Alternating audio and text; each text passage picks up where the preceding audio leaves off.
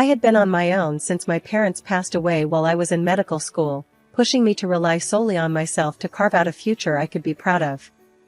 After years of non-stop work, scrimping, and saving every extra penny, I finally managed to buy a townhouse. It wasn't just any townhouse, it was the culmination of my blood, sweat, and tears, sitting pretty in a decent neighborhood with a view of a cheerful little kindergarten across the street. The morning I bumped into Mark was like any other, except it wasn't.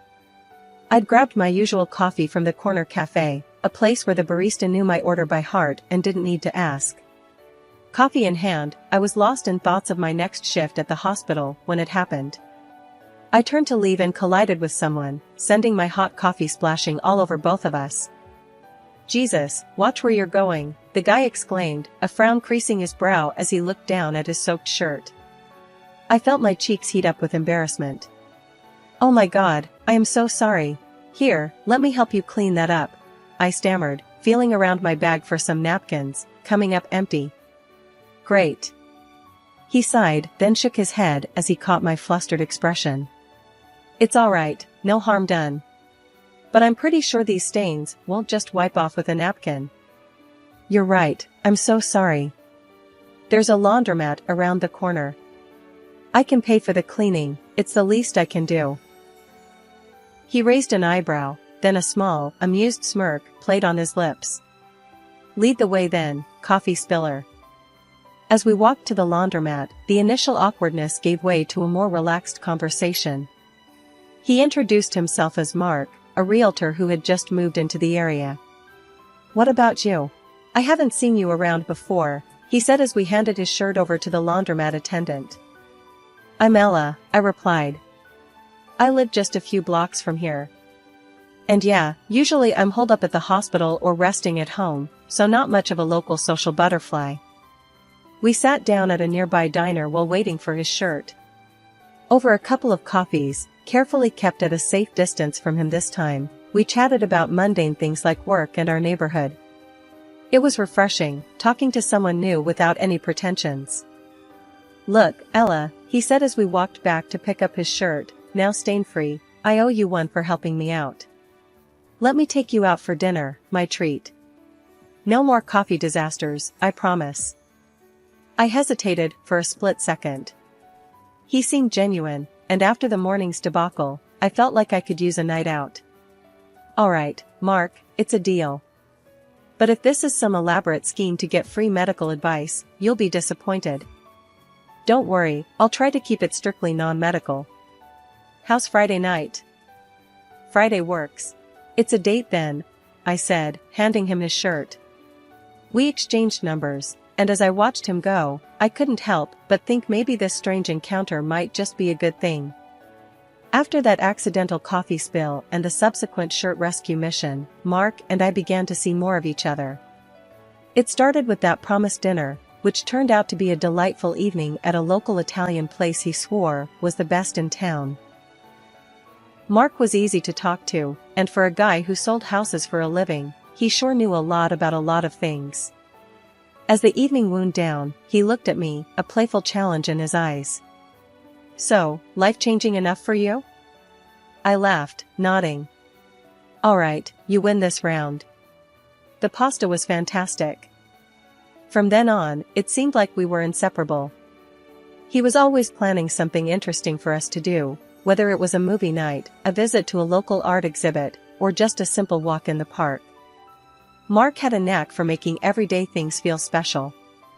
One evening, as we were walking along the river, watching the city lights reflect on the water, he stopped and looked at me with those earnest eyes of his. "Ella, I've got to tell you something." "What's up?" I asked, feeling a mix of anticipation and nerves. "I'm falling pretty hard for you," he said, his voice low. "And I don't want to scare you off, but I feel like this could be something real." I took a deep breath, the night air cool on my face. "I'm falling too, Mark. And no, you're not scaring me off." A few months into our whirlwind romance, during a cozy dinner at my place, Mark had insisted on cooking to prove he could rival the pasta from our first date. He surprised me with a question that stopped me dead in my tracks. He had just served us some ridiculously good lasagna when he turned to me, took my hands in his, and said, Ella, I know it's been a quick ride for us, but when you know, you just know. Marry me? I didn't need time to think about it, it felt right. Yes, Mark. Yes, I'll marry you. That night, we talked about our future, about finding a place together, and starting a family. Everything felt like it was falling into place, and I couldn't remember the last time I had been this happy. However, the arrival of Mark's parents from Thailand just before our wedding brought a shift I hadn't anticipated. They had lived abroad for many years, but decided to return permanently when they heard about their son's imminent wedding. At first, they seemed lovely, full of warm smiles and enthusiastic embraces. "We're so thrilled to finally meet the woman who captured our Mark's heart," his mother had gushed, squeezing my hands with both of hers. His father, a robust man with a hearty laugh, clapped Mark on the shoulder, saying, "You've chosen well, son. We're excited to be part of this joyous occasion." Their friendliness was comforting, and I felt hopeful about our new family dynamics. But their initial friendliness soon gave way to an overwhelming sense of intrusion. Linda, Mark's mother, took to our home like she owned the place, and her husband, Jim, wasn't far behind in making his presence felt. It started with small things. Linda would rearrange my kitchen whenever she came over, which was almost every day. "Ella, you really should keep the spices near the stove. Saves time," she would say, moving things around without waiting for my response. I bit my tongue, trying to keep the peace. Then came the comments about how I managed the house. One afternoon, while I was trying to relax with a book, Linda plopped down next to me and sighed. "You know, dear, it wouldn't hurt to dust a bit more often. And maybe some fresh flowers would brighten up the place. It looks a bit drab." Jim had his own way of butting in. He'd follow Mark around, questioning his decisions about work and our finances. I overheard him one day in the garage, his voice stern. "You're letting her handle the money? You need to keep an eye on that, son. Make sure it's spent wisely." Their constant presence was suffocating, but the breaking point came when Linda decided we should host a party for her friends, without even asking us. "It'll be just a small gathering," she assured, waving her hand dismissively as if it was no big deal. When I tried to talk to Mark about it, hoping he would intervene, he just shrugged. "Mom likes to host. Let her have this one. It makes her happy, and it's not like it's a huge imposition, right?" I gave in. The small gathering turned out to be a full-blown bash with more than 20 people, all from Linda's circle of friends, who seemed to think they were at some sort of weekly social club that just happened to be in my living room. I spent the whole day cooking and preparing, only to end up feeling like a stranger at my own party. Linda introduced me around as if she was the lady of the house, and I was just some sort of assistant. "Ella helped out," she would say, patting my arm while her friends nodded politely before turning back to her. The final straw was when I heard one of her friends, a loud woman with a booming laugh, comment, "Linda, you've got this place whipped into shape. Mark was smart to bring you back here." I clenched my fists, my face hot with embarrassment and rage. As soon as the last guest left, I turned to Mark. "This can't happen again. It's not okay, and you know it." He looked tired, rubbing his forehead. I know. It's just. Mom can be a lot. But what am I supposed to do? She's my mom." "But I'm your wife," I shot back, the hurt clear in my voice. "That should count for something, shouldn't it?" He didn't have an answer for me, and that night, I lay awake, wondering if this was how the rest of my life would look. Sidelined in my own home, bending backward to accommodate people who clearly had no respect for my boundaries. Saturday after Saturday, my house transformed into a hub for Linda's endless social gatherings. Every week, the invasion of her friends, along with their opinions and laughter, grated on me more. It wasn't just the noise or the mess, it was the sheer disregard for our personal space. And each event left me feeling more like an outsider in my own home. The day I put my foot down, everything blew up. I told Linda politely, but firmly, "I'm sorry, but we can't host the party every Saturday. It's too much." She stared at me like I'd slapped her. Her reaction was immediate and volcanic. "Too much? You ungrateful girl, this is what family does for each other. we host, we entertain, we support. Her voice rose with each word, and I felt the walls of my own home closing in on me. Linda, please lower your voice. Let's talk about this calmly. But calm was nowhere on her agenda. Her face turned a shade of red I'd only seen in movies. She started pacing around, waving her arms, and then, to my horror, she began throwing decorative cushions across the room as if each one bore my face. You listen here. If you don't agree to these small favors, I can make things very difficult for you, my girl. She was shouting now, and her words sliced through any pretense of familial warmth we might have had. When she threatened to have me divorced from her son if I didn't comply, a cold shiver ran down my spine. Mark will listen to me. He always has. Don't think he'll choose you over his own mother. I was reeling. The woman was using divorce as a weapon to keep me in line. It hit me then, how deeply Mark was tied to his mother's apron strings. The realization was like a punch to the gut. Mark, hearing the commotion, rushed into the room. Mom, what's going on here? He looked from his fuming mother to me, his eyes wide with confusion. Your wife is being unreasonable, Mark. I'm only asking for a little cooperation, and she's denying us that.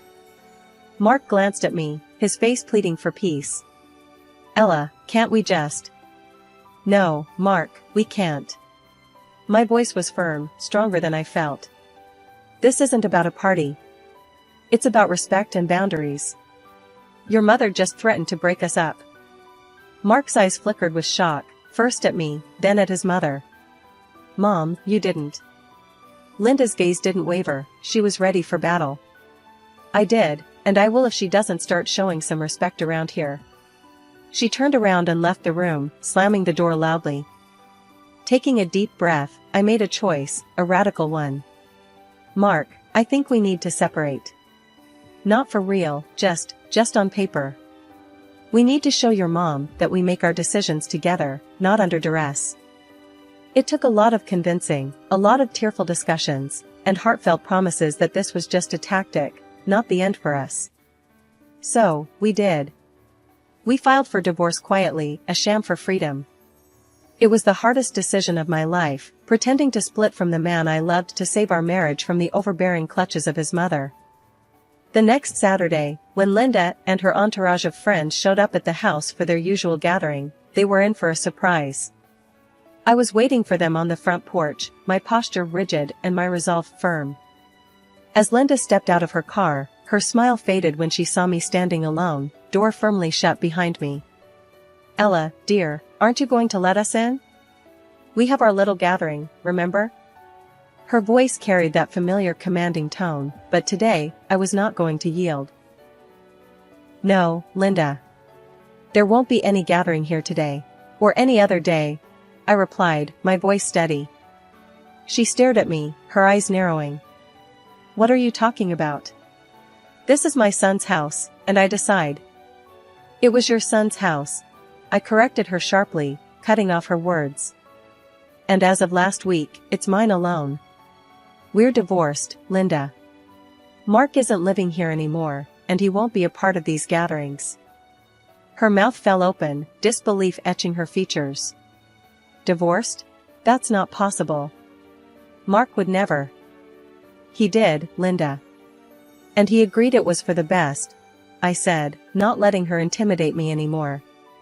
The power I felt at that moment, reclaiming my space and my life, was exhilarating. This is nonsense, she exclaimed, her voice rising. I'll call him right now. He'll straighten this out. Linda fumbled with her phone, her fingers shaking slightly as she dialed Mark. I could hear the dial tone, then Mark's voice answering. The conversation was brief, and Linda's face fell with each word Mark spoke. Turning back to me, her eyes filled with fury, she hissed, "You're ruining our family. You have no idea what you've just started." "I know exactly what I'm doing, Linda. I'm ending the chaos you bring into my life every week. This is my home, and I will not be hosting or accommodating your social life anymore." The other women, who had been watching the exchange with rapt attention, began to murmur among themselves, their eyes darting between Linda and me. With a huff, Linda turned on her heel, her friends trailing behind her like lost puppies. They got into their cars and drove off, leaving a cloud of dust and a profound silence behind. After the sham divorce, Mark and I maintained our relationship secretly, meeting in less conspicuous places and spending time together like two teenagers sneaking around. It was absurd and painful, but necessary. One chilly evening, Mark texted me, "Meet me at the Old Town Diner. The one with the busted neon sign. Need to see you." Reading his message, I felt a mix of excitement and nervousness. I threw on my coat and headed out, making sure to keep my head down as I walked into the diner. It was a quiet place, mostly forgotten by the town's newer residents, which made it perfect for us. As I slid into the booth across from Mark, I could see he was tired, the lines around his eyes deeper than I remembered. "Hey," I whispered, reaching across the table to squeeze his hand. "Hey," he whispered back, a small smile breaking through his fatigue. "I've missed you." "Me too," I said, my heart aching a bit. "How are you holding up?" Mark sighed, his gaze dropping to our intertwined hands. "It's been hard, Ella. Not seeing you, not being able to just come home. Mom's been, well, she's been herself." I nodded, knowing all too well how overbearing Linda could be. "But we're doing the right thing, right? Keeping our distance, for now, to make her see we're serious about needing space?" "Yeah, we are. It's just tougher than I thought." Mark squeezed my hand a little tighter. "But how about you? How have you been handling the house all alone?" I shrugged. "It's been okay. Quiet. Peaceful, even. I just miss having you there. The house feels empty without you." The waitress came by then, dropping off 2 mugs of coffee and a plate of fries. We both thanked her and waited for her to leave before continuing. "Ella, I've been thinking," Mark said, breaking a fry in half. "Maybe we should start looking for a place of our own. Somewhere new, where we can start fresh, away from all this drama. A new place." The idea was both thrilling and daunting. "I like that idea. But what about the money? And the house?" "We'll figure it out," he said confidently. "I can handle the house, maybe even talk to a realtor about putting it on the market. As for money, well, we've always been good at managing that together." "True," I agreed, feeling a spark of hope at the thought of a new beginning just for us. "Let's do it. Let's find our own place, something that's just ours." We spent the next hour talking about potential areas to live in, types of houses we liked, and how we'd decorate our new place. It felt good to dream together, to plan a future that seemed a little brighter than the past few months had been. When it was time to leave, we stood outside the diner, the cool air making me shiver slightly. Mark took off his jacket and draped it over my shoulders. "I've got you," he said softly, pulling me into a hug. "I know," I whispered back, holding him tight. "And I've got you, too." We parted ways that night with a plan in mind, our spirits lifted by the promise of a new start. It wouldn't be easy, but with Mark by my side, I felt like we could handle anything. Even Linda. A year later, our persistence paid off. I had managed to save enough money, and Mark, using his skills as a realtor, found us the perfect place. It was a large, beautiful house in a wonderful area with a stunning garden. To celebrate and cement our reunion, we decided to get married again in a small, secret ceremony. It was just us and a couple of close friends who knew about our situation. As we exchanged vows for the second time, the weight of the past year seemed to lift. There were still remnants of our old life at the townhouse that we needed to gather up. We decided one Saturday morning to make the trip back to our old place and pick up the last few items. As we pulled up to the townhouse, I noticed a familiar car parked outside. It was Linda and Jim. They were standing by the front door, apparently waiting for us. When we got out of the car, Linda's face lit up with an unsettling kind of eagerness. "We need to discuss the family get-togethers. Now that you're returning, we can start planning the next one right here." Mark's brow furrowed. "Mom, we're not here to stay. We're just picking up some things. We've moved out." Her smile faltered for a moment, but quickly recovered. Moved out? Oh, but that means this place is free. I can use it for the parties then. It was like nothing had changed with her. I felt a flare of frustration, but kept my voice calm. Linda, we sold the townhouse. It's not ours anymore.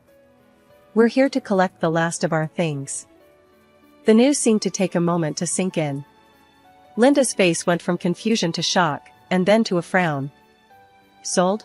But where will you live? Where will we have our gatherings? Mark took a step forward, his tone firmer. Mom, the townhouse is no longer our concern. And we're not disclosing where our new house is. I'm sorry for how things went before, but now, we're starting fresh. It's time for you and Dad to consider doing the same. Maybe travel again, like you used to. Linda's mouth opened and closed, her earlier enthusiasm dampened into a muted disbelief.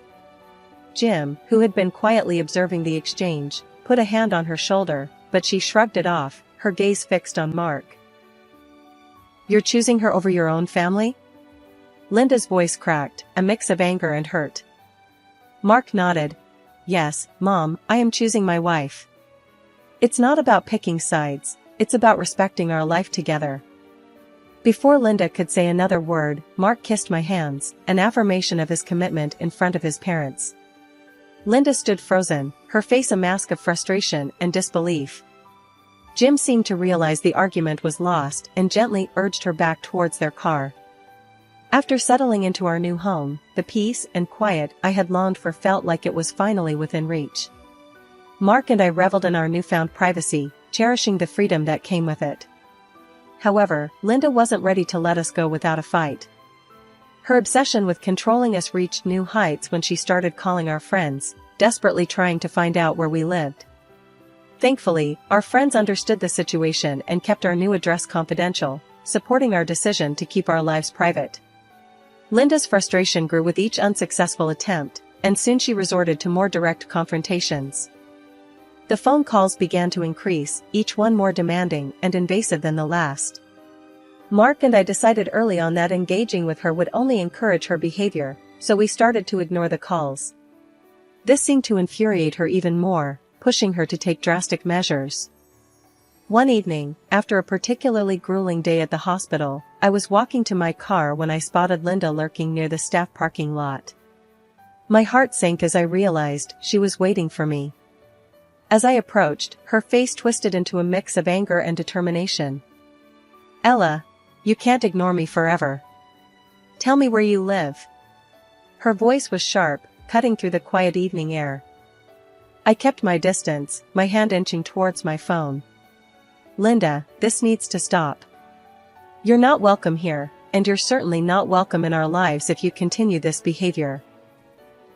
She scoffed, stepping closer, her presence more threatening. You think you can just shut me out? Mark is my son. I have rights. I could feel my patience wearing thin, and my concern for my own safety growing. If you don't leave right now, I'm calling security. This is harassment, Linda. Her eyes narrowed, not believing I would take a stand. You wouldn't dare. Without another word, I pulled out my phone and dialed security. Within minutes, a security officer arrived, and I quickly explained the situation.